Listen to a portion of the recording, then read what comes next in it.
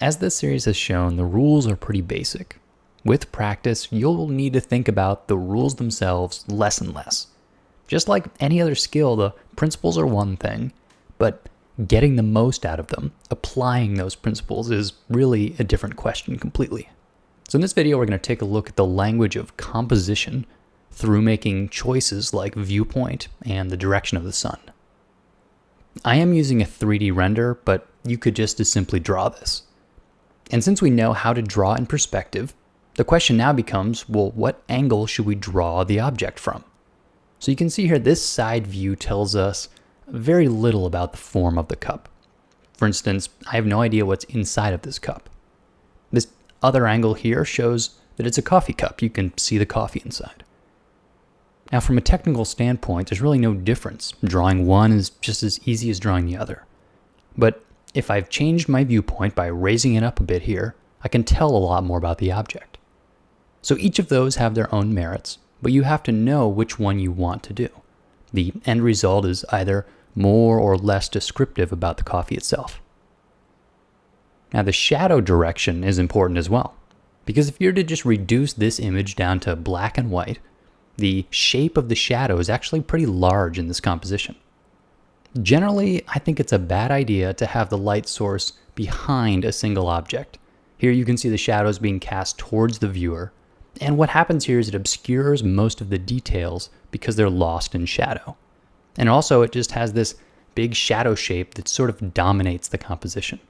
Now, this could work to your advantage sometimes, but often it's a distraction. Here you can see the shadow is less of a distraction, though it's still creating a large graphic shape. Now, I've moved the camera to a sharp down shot, and that makes the cup itself much more confusing. It's kind of hard to tell what shape the cup is.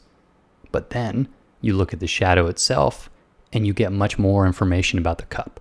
It's this sort of elongated shape reference for what the cup looks like. You've probably seen a technique just like this in monster movies.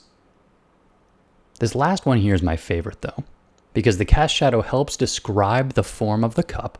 It also pops out the handle, the way the contrast is surrounding the light and shadow, but the shadow is not dominating the image. You could call the shadow angle here descriptive, but it still leaves the cup at center stage. You're not looking at a big shadow shape and, oh yeah, a little cup over there. So when you're lighting your scene, keep in mind what the shadow is going to say in your image. You want the shadow working for you, not against. And just like choosing a viewpoint, there's really no technical difference. Once you know how to draw a shadow, drawing it in any different direction is just as easy. So it comes down to a series of smart choices. Let's apply these same concepts to a more complicated city scene. So the first of these two are very different angles.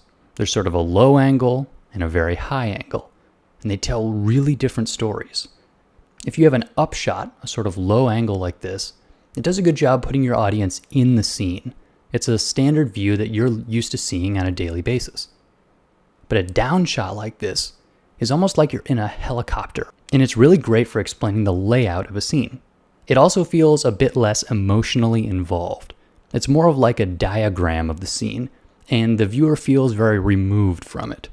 But it does a good job showing the geographical layout. Now, with these next two, you can see that I've moved the perspective points closer to the composition, giving it this distorted, wide-angle look. So this can be good if you're doing it on purpose. It exaggerates the sense of depth. So it can be useful, but if you push it too far, here you can see there's some strange results around the edges. But in the case of this extreme upshot where I'm looking from street view way up at these tall buildings, it really does give a good sense of height and depth. Finally, we're going to apply these same ideas to a larger and more complicated sci-fi scene, one that's got some stand-in characters. So in this first one, you can see there's a nice sense of depth. It's not a very exaggerated angle. The perspective points are far away off the composition. And you can see there's a nice sense of foreground, middle ground, and background. And the height of the characters does a good job explaining how much depth is in this image. I know that the guy up front is probably about 6 feet tall, so the people in the upper left-hand corner are relatively far away.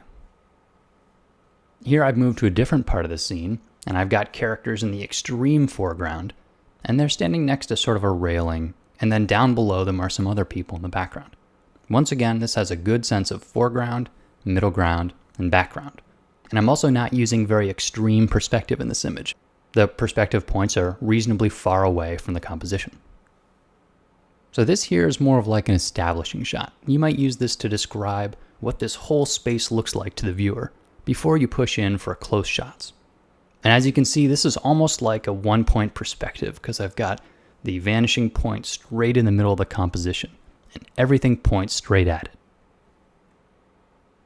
Here we're raised up a bit. This is sort of a descriptive camera angle, once again to give a sense of the space itself. It feels a bit emotionally removed. You're not really right in the action, but it does a good job to just sort of explain the layout. Now I've moved the viewpoint even higher, and this is a bit more like that helicopter shot. It does a great job at explaining the layout of the scene, but feels a bit emotionally removed. And finally here, this is a straight down shot. And at this point, it goes from being descriptive to being pretty confusing. Unless you knew what this scene already looked like, a shot like this would not tell you very much. So there may be a time and place to use this kind of a camera angle, but use it cautiously because, as you can see, the end result is sort of abstract. Now, as you move forward as an artist, perspective is going to feel less and less like a burden. It'll just be kind of like breathing. So you'll stop worrying so much about technique and really start worrying more about compositional choice, storytelling. Because these are the things that a viewer is really going to see. They're not going to care so much about your ability to draw in perspective. It's just assumed that you know how to do that. But once you get the hang of that stuff, it becomes really exciting to just think about the language of story. Because after all, that's really what illustration is all about.